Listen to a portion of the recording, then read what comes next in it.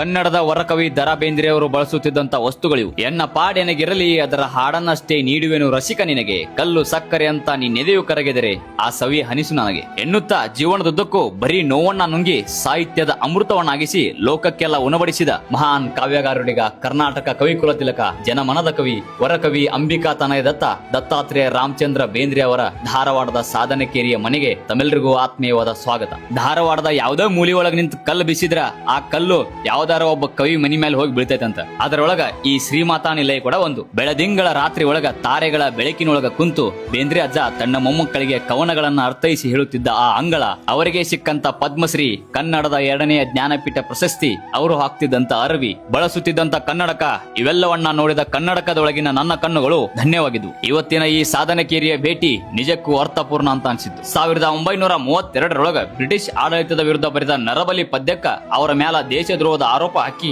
3 ತಿಂಗಳು ಬೆಳಗಾವಿ ಹಿಂಡಲ್ಗ ಒಳಗ ಜೈಲುವಾಸ, ಇನ್ನ 9 ತಿಂಗಳ ಧಾರವಾಡದ ಮುಗದ ಒಳಗ ನಜರ್ ಬಂದಿ ಒಳಗಿಟ್ಟಿದ್ರು. ಅವರನ್ನ ಜೈಲೊಳಗ ಹಾಕಿದ್ರು. ಅವರ ಪೆನ್ನು ಬರೆಯೋದನ್ನ ನಿಲ್ಸಿರ್ಲಿಲ್ಲ. ಅವರು ಅತ್ಯದ್ಭುತವಾದ ಕವನಗಳನ್ನ ಬರೆದಿದ್ದು ಇದೇ ಸಮಯದೊಳಗ. ಹಂಗ ಮುಂದಿನ 10 ವರ್ಷಗಳ ಕಾಲ ಬೇಂದ್ರೆ ಅವರಿಗೆ ಸರ್ಕಾರಿ ಅಥವಾ ಸರ್ಕಾರೇತರ ಸಂಸ್ಥೆ ಒಳಗ ಯಾವುದೇ ಕೆಲಸ ಕೊಡಬಾರ್ದು ಅಂತೇಳಿ ಆದೇಶ ಹೊರಡಿಸ್ತೈತಿ ಬ್ರಿಟಿಷ್ ಸರ್ಕಾರ. ಉದ್ಯೋಗ ಇಲ್ಲ, ಕಿಶ್ಯಾಗ ರೊಕ್ಕ ಇಲ್ಲ, ನಿಲ್ಲಾಕ ನೆಲಿ ಇಲ್ಲ ಅನ್ನುವಂತ ಪರಿಸ್ಥಿತಿ ಒಳಗ ಪುಣೆ ಒಳಗಿರುವಂತ ಕಾಕಾ ಬಂಡೋಪಂತ್ ಅವರಿಗೆ ಮಕ್ಕಳಿಲ್ಲದ ಕಾರಣ ಬೇಂದ್ರೆ ಅವರಿಗೆ ಕೊಟ್ಟ ಮನೆ ಇದು. ಇದರೊಳಗ ಒಂದು ಕೊಲೆ ಒಳಗ ತಾವಿದ್ದು ಉಳಿದ ಮನೆಯನ್ನ ಬಾಡಿಗೆ ಕೊಟ್ಟು ಜೀವನ ನಡೆಸ್ತಿದ್ರು ಬೇಂದ್ರೆ ಅವರು. ಆದ್ರೆ ಇವ್ಯಾವ ಕಷ್ಟಗಳು ಅವರ ಬರವಣಿಗೆಗೆ ಅಡ್ಡಿಯಾಗಿರ್ಲಿಲ್ಲ. ಬಡತನದೊಳಗ ಬೆಂದು ಮುತ್ತಿನ ಅಕ್ಷರಗಳ ಸುರಿಮಳೆ ಕೈದಿದ್ರು ಬೇಂದ್ರೆ ಅವರು. ಅದಕ್ಕ ಹೇಳ್ತಾರ, ಬೆಂದಾವ ಮಾತ್ರ ಬೇಂದ್ರೆ ಆಗಕ್ ಸಾಧ್ಯ. ಅಲ್ಲಿ ಇಲ್ಲಿ ಕೆಲಸ ಮಾಡಿ 1956ರೊಳಗ ಮತ್ತ ಹೊಳ್ಳಿ ಧಾರವಾಡಕ್ ಬಂದಾಗ ಬೇಂದ್ರೆ ಅವರು ಹಾಡಿದ ಹಾಡಿದು ಬಾರೋ ಸಾಧನ ಕೇರಿಗೆ ಮರಳಿ ನಿನ್ನಿ ಊರಿಗೆ, ಬಾರೋ